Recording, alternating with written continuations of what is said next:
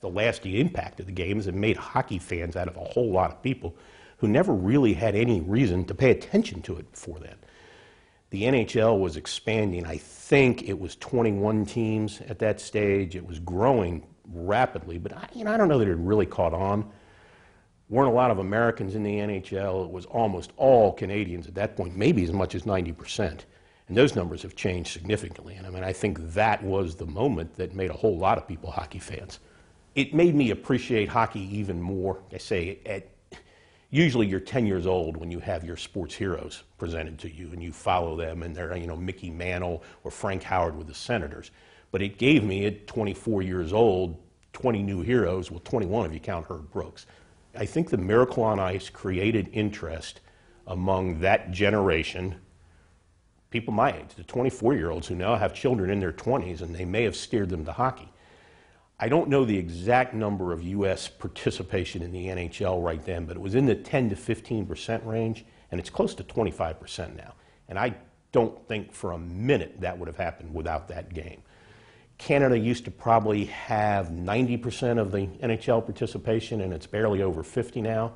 You've got Russians at maybe 10%, and a lot of other foreign countries represented too, but I don't think the interest would have been sustainable. I mean, you have a hockey team in Fort Lauderdale now. You have one in Tampa. You have one in Dallas. You have one in Phoenix. I don't think that happens without this because the interest was nationwide. And then the coolest thing is that some of the biggest heroes, that was it for them. I mean, a guy like Neil Broughton went on to become the first American player to score 100 points in a season. He won a Stanley Cup. His numbers retired in Dallas.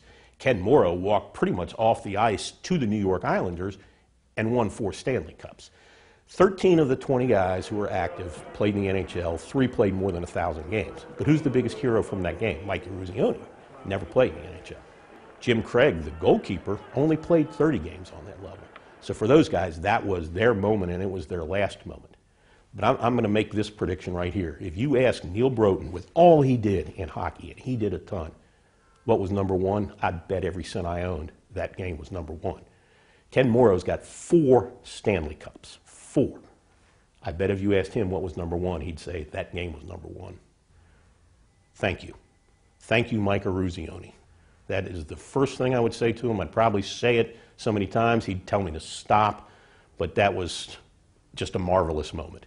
And my guess is Mike Eruzione feels it the same way, and he'd probably say you're welcome almost as many times as I said thanks, because I can't imagine, I don't know what his life has been like in the 34 years.